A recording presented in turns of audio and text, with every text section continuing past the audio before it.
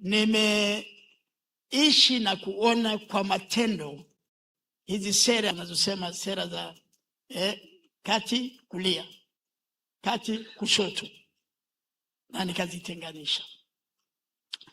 Leo ukienda ukiishi Ulaya, na bahati mbaya nchi za Ulaya hata wakati niko balozi niliziona kwa hali halisi sasa, kwa sababu ndio nilikuwa nahusiana na serikali, sio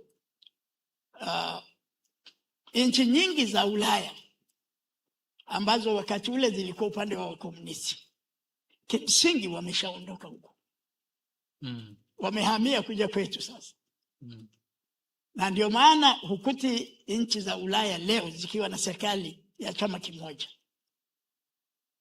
Wale wenye vyama mbalimbali vinavyokaribiana kwa sera wanaunganisha nguvu yao.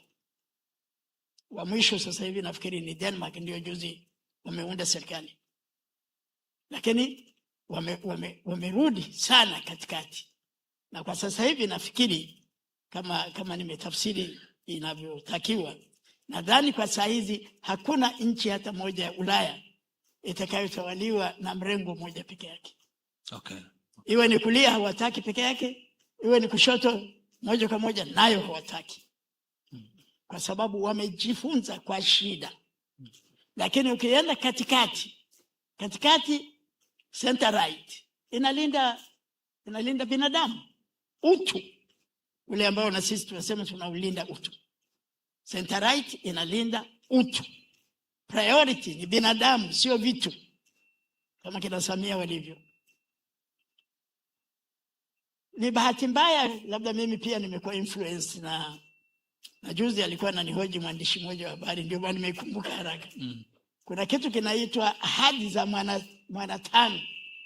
Sijui kama nyewe mlipitia. Wengine wamepitia. Ahadi za mwanatano. Wazee watakuwa wanaijua kama mimi.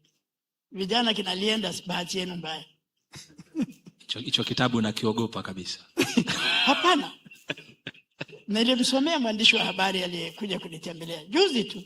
Tukipata muda siku nyingine nitakuonyesha. Sawa. Kwenye ahadi za mwanatano, kipaumbele ni binadamu. Binadamu wote ni sawa. Asante sana mamangu.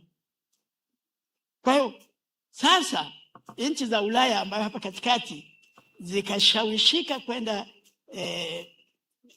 left, upande wa kushoto, kwa maana wa komunisti, wa socialisti. Na kama mtakumbuka Mwalimu alicheza mchezo mmoja mgumu kidogo. Mwalimu hakuenda kuwa mkomunisti moja kwa moja. Na hata wakati ule pale Karatu nakumbuka watu walikuwa wanamwambia, sasa Mwalimu, kama tunaenda kwa njia inayotumika Russia na China, mbona tunaenda kushirikiana hata wake zetu? Wa Tanzania wakaanza kuogopa hilo. Na kule kwetu kuna shamba moja linaitwa mashamba ya hapa Kitete. Nadhani ndio ya kwanza Tanzania kuwa na combined harvester, matrekta na nini. Ukienda kwenye chuo kikuu cha Dar es Salaam, kuna publications inaitwa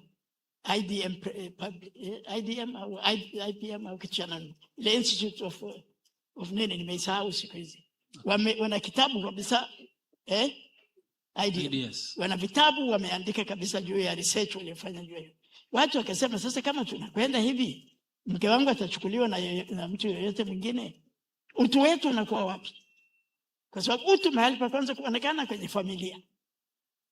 Mahali pa kwanza. Pa pili ndio kwenye uchumi.